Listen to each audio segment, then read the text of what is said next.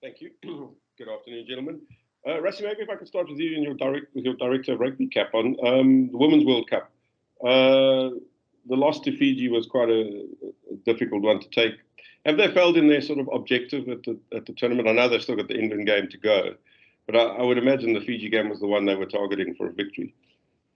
No, definitely, and this is probably because we sit all three together here. Because I think I'll have to give some background on some of the questions that you're asking. Otherwise, if I just answer them in isolation, it sometimes wouldn't make sense. So please bear with me if I'm giving long answers, and we'll get to Stocker and to Jacques. I have to quickly just give you a recap. When we came back from Ireland, the women's 15-man code were closed down because there was just simply not a pathway for women. And, there were girls who played for Springbok women who played 4 matches in their life. So first of all, it was life-threatening to them playing against professional players.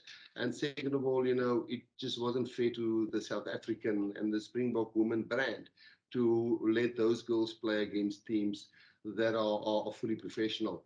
So we actually closed down the women's 15 and we started 8 youth training centers where we just get the girls playing rugby, enjoying rugby, socializing, and because you don't have the natural school path like boys have when they go through schools, any school, not just rugby schools.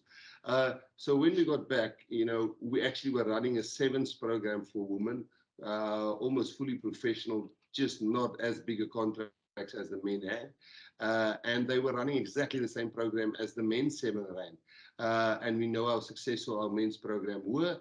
And the women's sevens were reporting into the high performance manager, Marius Skuman, and it was falling under the seventh department. As we came back, we said we had to find somebody. We're doing something really wrong. I put up my hand and said, guys, I think we're running a men's program with women here. And we decided when I presented to the Exco that we have to get a specialist lady in. I think you all know Lynn Cantwell by now. And this is a lady who's played seven at the highest levels, who's played the 15 code, 15 women code, and who's won Grand Slams. And I think who's played 87 test matches and is a qualified physio. And she's been in World Rugby committees and everything. She did investigation, and the biggest worry was, and I said it straight up, if we don't do something, we're going to get 100 points at the World Cup. Then with COVID striking, we had to close the sevens program, and we fully concentrated on the women's program. And we actually got to the point where women's rugby is now our second highest priority, highly ranked, higher ranked than junior Springboks, higher ranked than the Blitzbokke. So it's men's Springbok and then women's Springbok. So I can tell you the fight they put up against the French, and I'll close the game against Fiji is certainly the game that we targeted. And it's going to be now a really tough test match against England. But I believe if we didn't intervene and you look at the progress that they would have made, I'm seeing Japan way back in 1995 when they lost against the All Blacks, the men's team, by 145 points. I actually think we prevented that. And we've got now 19 contracted players. And we've got girls who's played a lot of test matches who've beat Japan. And yes, I actually, if we had a chance, unfortunately, I wasn't allowed to speak to the media. I was actually trying to get that message out that, the Fiji game is probably the big one. And if we can really show progress, sorry for a long answer, but people who has followed the women's game and has seen how our women normally play would see that there's definitely progress. So no, I don't think it's a failure. Sorry for the long answer, but I had to Oh, give some great, thank context. you. Jason? Thank you, Zina. I got three questions, but I'll only do one for now. Rassi, it's good to have you back. Just to confirm, is it only players who are based in France and England that won't be available for the England test? Is this correct? And if so, is the SA Rugby in talks with those federations or clubs to allow the players to be available for that test? Yeah, you're talking about the men's team now for the outside the window. Okay, so the Japanese players are all available. We certainly have a relationship with some of the French clubs, because we have played against England outside the window. That was the the famous Andre Esterhuizen tackle. Ivan van Zyl was playing scrum off. I think it was the first game. Damian Willems played fullback. So on the one hand, it does give you a chance to put the youngster in front of 85,000 people. But then on the other hand, England can pick their best team, and it stays a test match 7 months out from the World Cup. So we are definitely happy to get the Japanese player available. Our South African franchises has been great because they can actually stop us from using their players outside the window. They also just franchises and also have owners. A relationship with some of the French clubs, we will believe available than we had in the previous time when we played England outside the window. But yes, in principle, they can stand their ground, the English clubs and the French clubs. If they don't want to build a relationship and get South African players in future, they probably should say no. Heinz? Hi, gents. Hope you're well. Jock, just for you, what's the news on 100 Pollard? Probably not the nicest sight seeing him go off, early on his Tigers debut. Is he sort of like in a race against time? Have you guys perhaps earmarked this tour, where he might have to just rest and recuperate for next year? What's the plan with them? Andre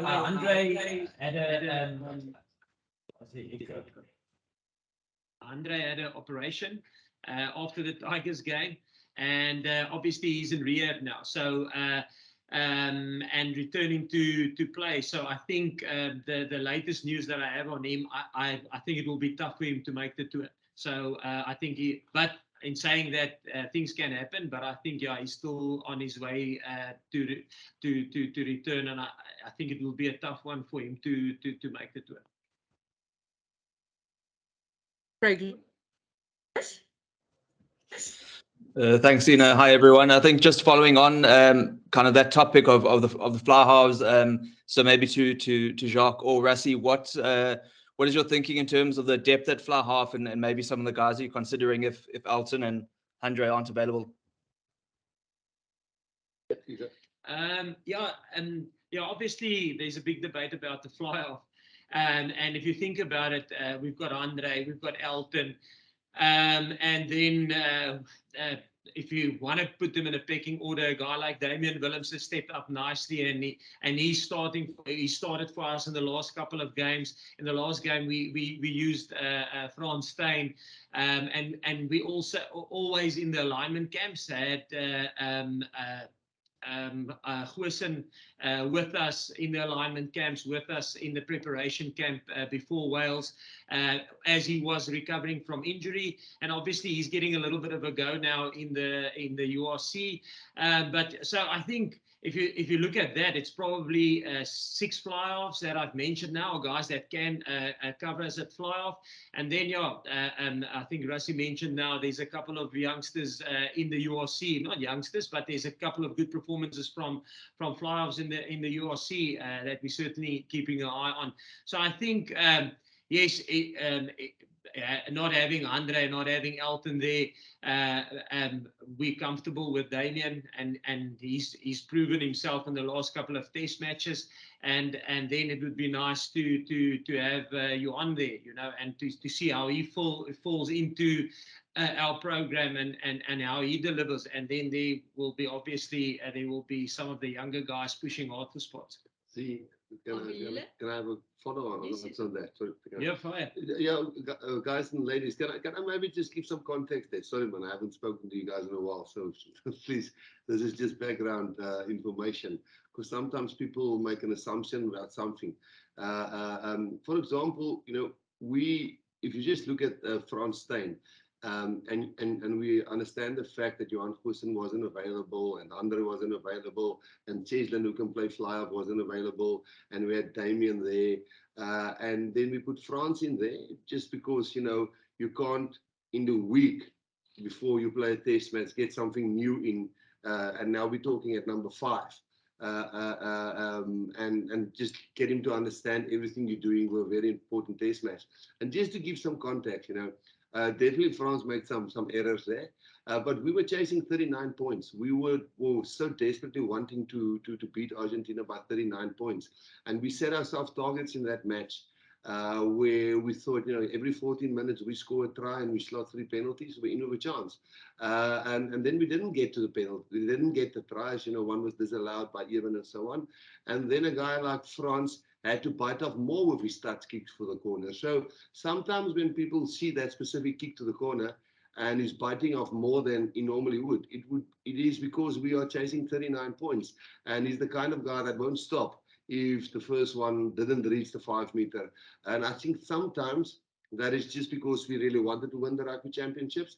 And again, I want to always reiterate that, Richie Mwanga is a fantastic player, Bowden Barron's a fantastic player, but they lost to Argentina with those fly-offs. We beat them with 15 points with France staying at fly-off. And it was, he hasn't played there in years, and he played a full 80 minutes. I'm not coming up for him. I'm trying to say that sometimes the guts of a guy who hasn't played in a certain position and the mistakes you make is sometimes contributed by the fact how we wanted to play the game. And then obviously kicking a player right in the face wasn't part of it. But yes, maybe just some context. But yes, there's wonderful youngsters coming through, which will probably get a nice opportunity with Stocker in the A side when we play those two midweek games. Are we here? Yile?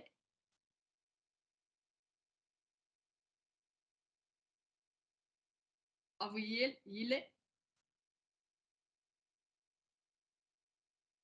Okay, we'll skip that one. Lloyd? Thanks, Dina. How's it, guys? I think it's for Jacques or Rassi. But I'm just interested in the balance, Jacques, and that you guys have with selection. Between URC form and kind of what the Bok blueprint is and what you're looking for. It's less than a year now till World Cup. I guess is the URC a vehicle where a player form in a URC alone can force a player into a box setup, or are there other elements there, other boxes, in terms of the box setup that the player must tick first? Is the URC alone a vehicle for a player to force his way into the box setup? Listen, I think if now again, I'm going to probably come with a little bit of with a beef and a dry. I think if you look when we started back in 2020. Due to COVID and due to specific reasons, we obviously lost out on a whole, can I say, a whole year of developing players and getting them through for specific reasons. And obviously we played the British and Irish Lions. So there was reasons for why we didn't play in 2020. But that's why this end of year tour with the SAA games is so important for us. I think if you look at the URC and you look at a SAA game and then you look at the Springboks, I think the SAA game is almost like a small little stepping stone for a guy from the URC having a little bit of can I say, a more challenging environment with the SAA side and then a nice step up into the Springbok side. So I think that's why it's so important for us this end of year tour in having the 4 test matches, but also the 2 SAA games. So I think that's why it's important for us to almost build them up into our system. But I guess if you look at what happened in 2019, a guy like Herschel, if you shoot the light out like he did in 2019, I mean, he wasn't on our radar in 2018, but then he played so well in 2019 because we used this opportunity, and then he made the step up from Super Rugby straight into test matches, and I think that is also an avenue. Yeah, Jog, on that, guys, on Kirtley Arendse, I mean, Kanan Moody, yeah. I mean, Jaden Hendricks, I mean, it's definitely not a myth that guys get picked straight from that into test match rugby.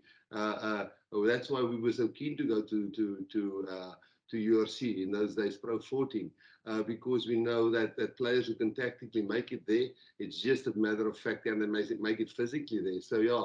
I think there's great examples of guy who's just made it from URC straight into the Springbok team. Guys, Steve has been fairly quiet as well over here. So I just, speaking of the SAA team and the step up to international rugby, Stick, for you, how important is that, for the players that can get this opportunity?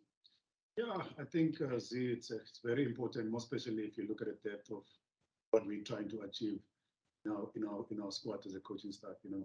During the year when we made rotations against Wales, and there was a bit of some funny reaction somewhere in the public, where we disrespecting the Springbok emblem. And for us at that time, it was to give players opportunities. And you saw if we didn't give guys like Deadly RNC in those games, and someone who went to play against the All Blacks in Bombela Stadium, and we actually played well and won the game against the All Blacks.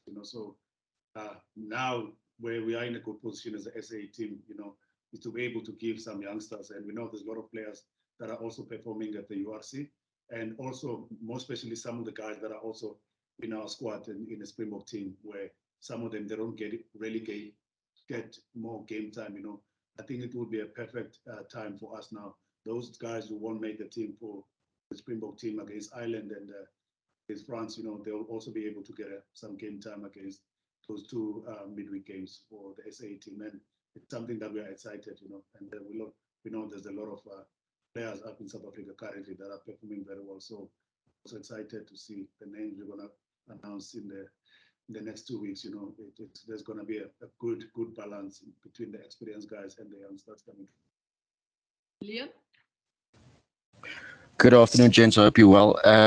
Jacques, you actually partly answered my question earlier, but I still want to ask you about the year you've lost in this World Cup cycle. Do you feel that in the intervening years that you've made up ground, given the fact that you've lost a year?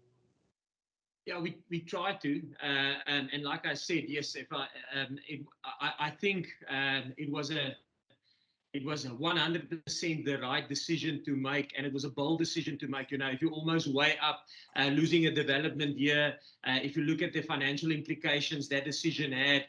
But for us to be in a good position and have our best players available to play against the British and Irish Lions, it was for player welfare. It was 100% the right decision. But it came at a cost. It came at a cost of development. It came at a financial cost. But we're trying. We are trying to make up the ground that we lost there. And a very important thing, I think, when we started in 2018, and maybe Rassie can jump onto this. When we started in 2018, we actually started building towards 2023, and I think he mentioned it back then. Yes, there was a 2019 World Cup, but I think if you look at a guy like Ox Nietzsche, Ox got his first cap in the first Test match that Rassie was head coach, and we played Wales in Washington. And Oxy is now still a young player, 10 Test caps, building up nicely. So Mapim's got his first Test cap there. So I think we started way back in 2018 building to this World Cup, and maybe Rassie can elaborate on that. Yeah, guys, if you don't mind. So I think we have to be honest, and we said it right out from 2018. You would remember we said, guys, we have to win, we have to transform, change how we operate and what the team look like and represent, and we have to build squad depth and get experience into the guys. And that was actually with the eye on 2023, but just be brutally honest and pick guys really on form. So I think you go and look at teams being back-to-back successful. I think there's two examples, but the one is New Zealand. I think the average age when they won it in 2011 was 28, and the average Test caps was 35 Test caps per player. And then when they won it again in 2015, the average age was 28. In other words, they brought in enough youngsters into the team, but they kept the experience, but the Test caps went up to 45. How we currently look at our team, we'll probably have an average age of 29 next year, and then probably close to 46 Test caps per player. So, yes, we did lose out in the COVID year, but not luckily for us. We were preparing for 2023 when we started out. So, yes, we lost a year, but luckily our target was always a long-term one. The fact that we won in 2019 was very nice, but we did have a long-term goal. Thank you very much, Zina. I'll ask stick a bit later in this course. I've just got one for Rassie in the meantime. Rassie, are you able to give us I'll call an update, but your opinion over the reported overtures that Eddie Jones is making with regards to Sasha Mngomezulu? Yeah, well, I think Sasha has a big chance of making the SAA side. So I think if Sasha wants to play for us, he must go and make that SAA side and play well for us. If he does qualify for both, it's his decision. We will never try and convince somebody who wants to play for another country to play for us. It must be his own decision. He must want to play, and he must be so proud to play for the Springboks. And he must be willing to fight his way up into the top and make it. At this stage, when he gets his opportunity, he takes it really well. But if he qualifies for both and he'll rather represent England, I'll be surprised, first of all. And second of all, then it's tough to change the guy's mind. So I don't really care what Eddie says about it. It's what Sasha says. Percy, is your question in English or Afrikaans? Good afternoon, Zina. Good afternoon, gentlemen. Zina, I've got an English question for Coach Stick, but I'm going to ask you, can I possibly ask some Afrikaans at the end, though, man? A bit later, yeah, but you can ask your English now. Thank you so much, Zina. Ek is al ewig dankbaar. Coach Stick, can I ask you, Rassie just mentioned at least one name that could possibly be in your SAA side. Can I ask you firstly, congratulations for being appointed as the coach of the side, sir. Can I ask you, Coach Stick, usually as a youngster in class, in my parents' home, I usually get told you must never stop dreaming. Do you, or will this be part of your conversations to some of your players in the SAA squad to not to stop dreaming, to make it into that Springboks possible side? Though Rassie just mentioned that if the player wants to make it in the Springbok side, he needs to play in the green and gold. So will you be telling your players to not stop dreaming and make it into the Springbok side still? I think basically for everyone who's playing this game, if you don't dream to make the World Cup squad or even represent the Springboks, I think you're in the wrong place.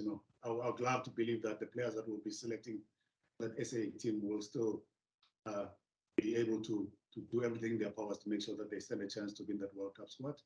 And for someone who's also got one foot on the other side with the Springbok team, I know one thing for sure: the doors are not closed for anyone in that World Cup squad. We saw in the past, we don't just talk the talk. We saw in the past a guy like Herschel, where a lot of people didn't see it coming. Herschel went to the World Cup with us. Herschel and Chesman also being given an opportunity at that time. Those boys, they grabbed their opportunities and they went to the World Cup, and they were actually in the World Cup match 23. Chesman starting in that game, and then Herschel was on the bench.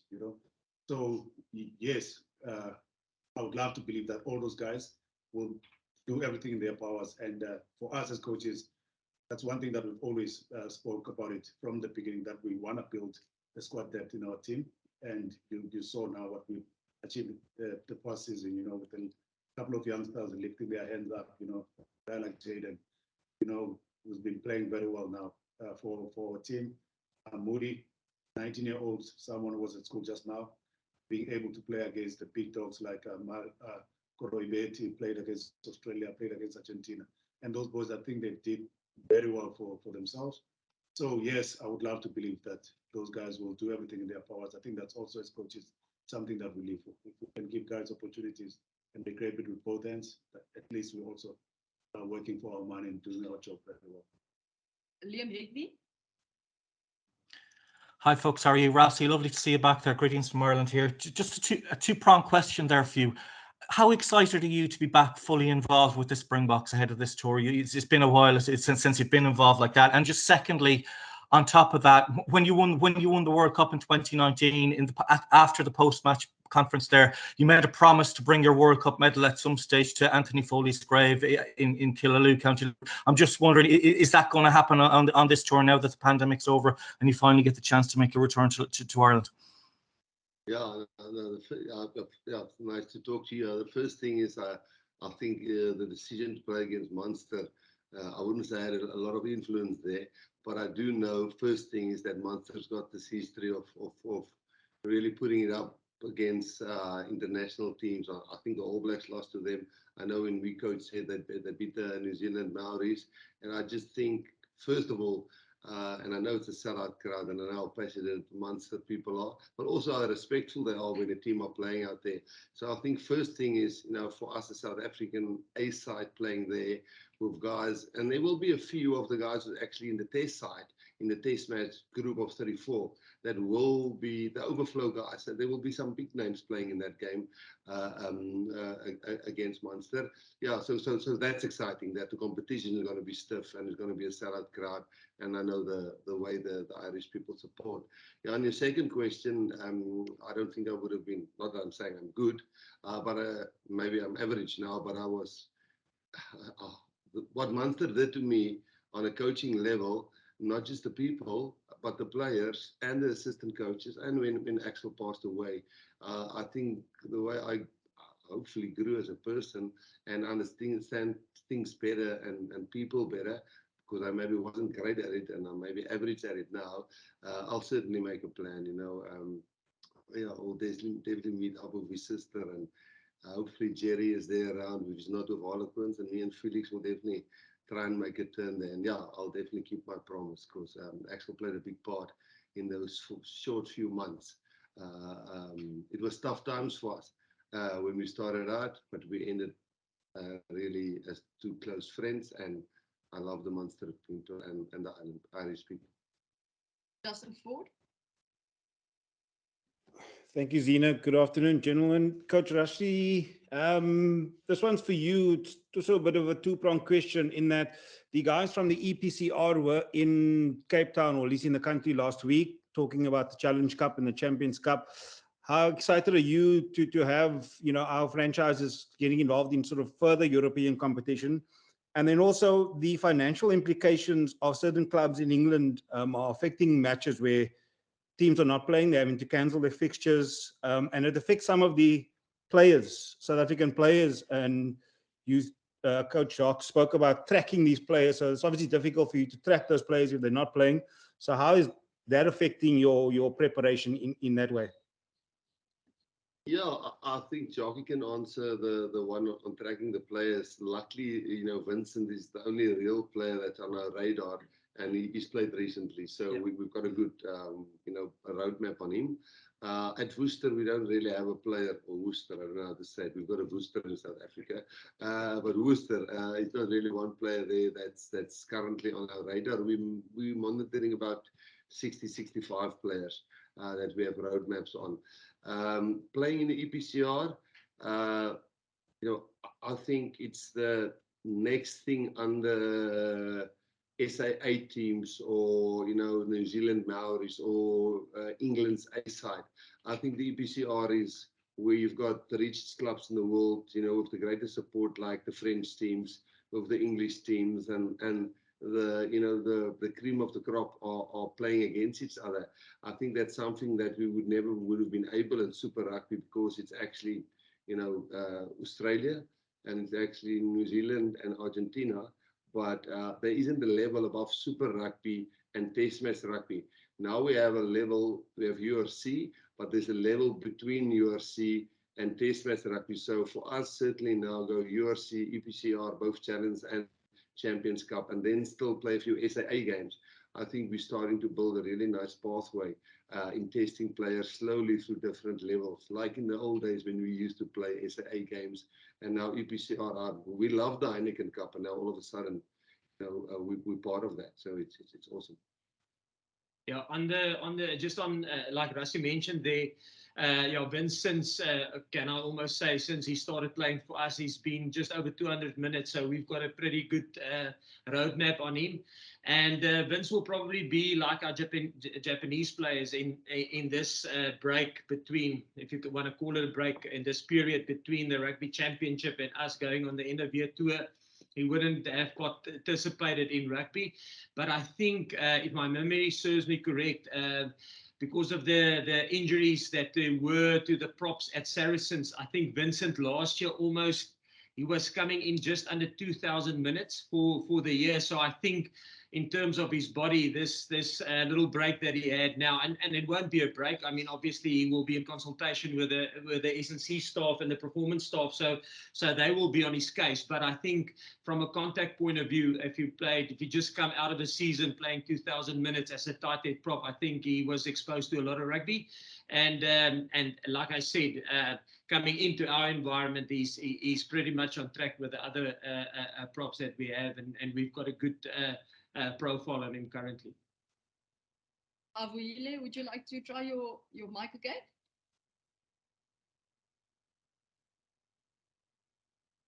No, not working. Ross? Thanks, Zena. How's it, guys?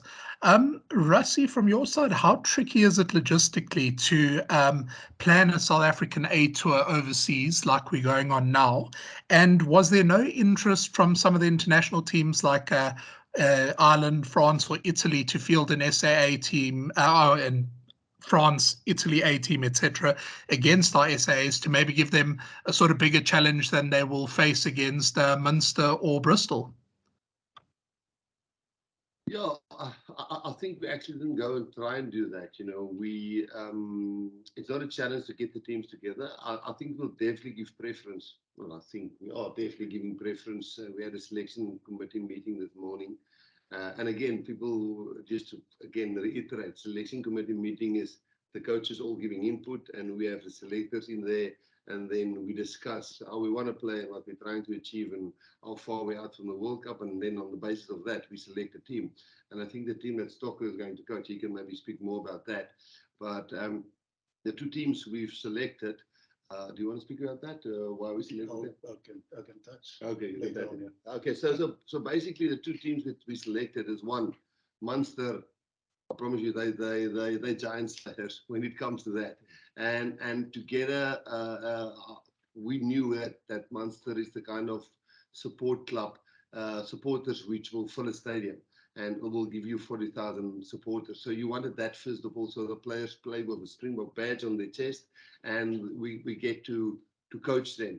With a guy like Stocker leading it, and we all have, and there's some of the Springbok overflow guys who maybe hasn't played in the first test match who will play with them, and then Munster specifically play the style of play that we think will face one of the teams in the World Club. And then Bristol is where Pat Lam is coaching, and that's probably more All Black style of play. And again, that's also a sellout. I know Pat Lam really well. He's an awesome coach. And the way they're playing is probably something that we'll encounter with quarterfinals if we play against a certain team.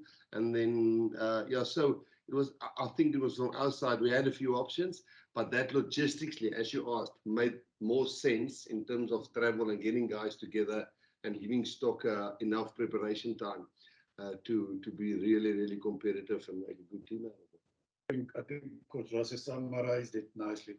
There was a lot of thought behind the decision to make to go for those teams. I think if you look at them once again, we know Munster, they've got a lot of pride when it comes to playing against international sides.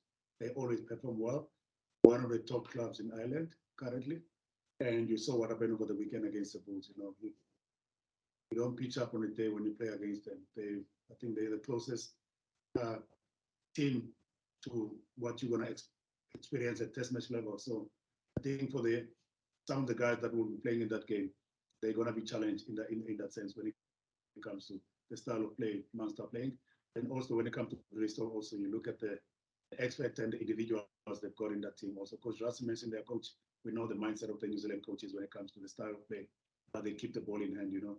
And with the X factor players they've got at Bristol now at the moment, there is going to be a big challenge also in that game. And I think, yeah, you look at those two teams, probably all two different styles of game, how they play their game. But once again, I think it's what we need going towards the World Cup. And once again, going for, let's say, for example, for Ireland A team or let's say France A team, I think it wasn't going to guarantee us what we expect from them, because if you look at the team that was playing in Bloemfontein from Ireland, you know, when I watched that team, I saw a bit of a young team, you know, so we knew what to expect from Munster. We know what we're going to get from Bristol. I think that made it easy choice for us as coaches to go. Stephen? Thanks, C. How's it, guys? Nice to see you. Almost a two-part question. The first is to Coach Stick. I just want to get your thoughts on Amani Libbok. You know, is the question, or sorry, the view has been expressed that maybe he's not the kind of player that you guys look at. But there are a few boxes of late that I thought, you know, he's ticked, certainly from a territory perspective in terms of the way he plays and also goal kicking. And then just to Jock, Jock, will goal kicking be a big consideration in terms of selection? And I'm looking specifically at fly-off. I think from my side, I've worked, I know Libbok since I was playing for Junior Box. You know, I've coached him there. I know what he can do. You know, so once again, when it comes to him and seeing now taking the role of a leader in that Stormers team, you know, we as South African rugby, we know that we've always had Andre Pollard and what's his name, and Elton, that have always been in the top two, you know. And then now, Coach Rassi mentioned earlier on, we've got Gaza now, I think is probably playing his best rugby at the moment. And if you look at around in our franchise in South Africa, we've got guys like Gianni Lombard playing good rugby. You still got also Jordan Hendricks also at the Lions, these are youngsters that we're talking about, you know. And then you've got Sasha Gomez also at the Stormers, you know. So I think at the moment, we are in a good position as South African rugby, seeing those youngsters lifting their hands up. And once again, I don't want to comment about what other people said about Libbok. You know, we've never said anything. We never commented about the style of play that he won't suit in our team. You know, in our culture. He's playing good rugby at the moment. He's got good kicking game, kicks with both legs, left and right. You know, and also I must be honest and say I was also impressed to see how they're handling them, the conditions when you go to the Northern Hemisphere. If you saw the game on the weekend when they drew, you know. Once again, if you kick that drop ball over, everyone would have said, okay, Libbok was a hero that day, you know. And it's part of the game. One thing that I like, I have to be honest with you as a coach, the fact that he took a responsibility and make a decision to go for a drop goal. So once again, I'm happy with what we are seeing in South Africa. And there's no such a thing that Libbok won't fit in our team. You know, if he carries on playing well like he's playing now, anything can happen. You know, no one saw Herschel coming into our system in 2018. If you look at the guys like that are performing for our team now, Ketley Aronson, you know, we don't close doors for anyone. If a player is good enough to perform, then that's it. You know, give them opportunities. So once again, the more they play well, the better it is for us as coaches, where we can have a big pool of players where we can select from. Stoker spot on. Maybe, sorry guys, to me to interrupt you, ladies, and Jock can answer onto the goal kicking thing. I know that was your other question. I just think, you know, sometimes with a guy like Amani Libbok, maybe at the franchises where he was previously, you know, we were then playing fullback, then playing fly half, and maybe he wasn't always the number one choice there at those specific provinces. You know, so we don't have an influence, you know, that's obviously, and we don't want to have an influence. That's their player. They can play him where they want to. I think other example like that is Vessels, you know, who's playing hooker now. We thought were outstanding loosehead prop, you know. So when we look at that and what people say about that, it's not necessarily our opinion. That is what's floating around in the provinces or in the newspapers, you know. From outside, we've never said that player so-and-so he's too light or doesn't play the right kicking game. He just didn't maybe get the opportunities in his position at the franchise, you know, where a guy like Damian Willems is maybe totally the opposite. He actually were managed exactly like we loved him to be managed, you know, play 12, play a bit of 15, then you understand the 10 position better. So not that we are saying anybody's doing anything wrong, but we certainly never had any comments about Mani's game or any of the others. Sorry about the goal kicking time. Stephen, yeah, in terms of the goal kicking, obviously goal kicking will always be important, especially I think when you get to the knockout stages of a big competition like the World Cup, because generally, if you look at historically, it's probably not win with tries. Obviously, tries is important and it's the biggest source of points, but goal kicking plays a big part. But in terms of that, I think fly-offs doesn't necessarily have to be the goal kicker, you know. So I think if you look at a team like Ulster on the weekend, their fly-off doesn't kick footballs, it's their nines, you know. French clubs love their nines to kick footballs. I think if you look at even if you take Mani, the Stormers, you know, when they played Zebra and Sasha was the 12 and Mani was the 10, Sasha kicked footballs, you know. So I don't think it's necessarily the fly-off's responsibility to kick footballs. Yes, I think if you go in general and you look at the average, it's normally no, not even. No, it doesn't have to be. I think when if you think in Jake's team, when Butchie was the 10 and Percy was the 15, Percy kicked football. So I don't think it's necessarily always the 10's responsibility. But it is important, but it doesn't necessarily have to be a 10. But we have to get better at it. The kicking percentage we have, we won't win World Cups. That's what Stephen was asking. Yeah, Stephen. That's a fact. Morgan? Thanks, Zee. Hi, Rossi. Hi, Stocker. Hi, Jock. Jock, either you or Rossi can answer this if possible. France Steyn omitted from this training squad for next week. Is that purely player management, or is it just you just exploring other options? For the camp. Yes, for the camp, Jock. Yeah, I think when you look at the players that we invited to the camp, I think that you probably will see 3 groups there.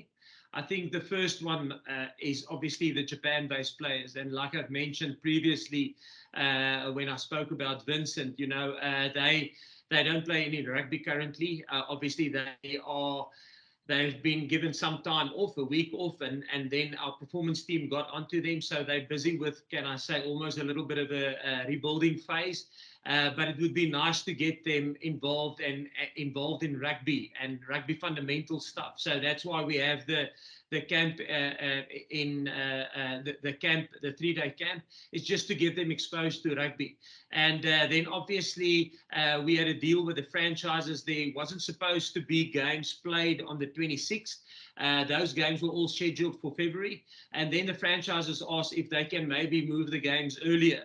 And we find a nice common ground there in terms of, yes, we can play games, but then obviously there will be some players that we would like to withdraw from those games. You know, you don't want to get on a plane and then get injuries on a Sunday game, and then you have to select new players and visa problems and stuff like that. So from an administrative point of view, it was just easier, or it worked well for us to ring fence some of the players, but some of the and then I think Kanan is a guy that we purely want to look at just from a medical point of view, where he's currently at. I think he's probably 4 weeks now after his soft tissue injury, so we will just have a good look at him.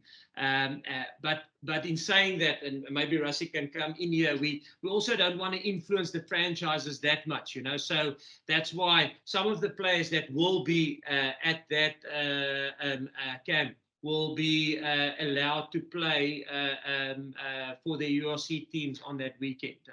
So yeah, we don't want to affect their preparation, but it's also getting exposure to our Japanese-based players, and then also guys that might be eligible for the island team, almost knowing that there probably won't be injuries in them. Yeah, just maybe to answer the France Steyn question, I think there was a thing while we were playing rugby championships, we were in a unique situation. They weren't club rugby, so we couldn't send a player back to club rugby. We had to phase players in from injury, and I know some people say you can't do that, but what do you do with a player when even the other players, you know, who hasn't played URC for a while, was 5, 6, 7 weeks and they haven't played? So we're now in a position where there's URC games on, you know, even a guy like France, you know, with his province, you know, France at his age, I think he's got so many games, and he would know, left in his body. If you compare him with a guy like Johnny Sexton, I think Johnny is 2 or 3 years older than France Steyn. So for us getting France Steyn in the SAA side, or maybe manage him to see if he's good enough, first of all, to go to the World Cup still, and secondly, if his body holds up. He certainly had a brave performance, not technically always too good, but a brave performance, and especially what we were trying to achieve in that last Pacific game. So yeah, for us at this stage, he's available to play, and we don't need him to come to a camp and work on his fundamentals.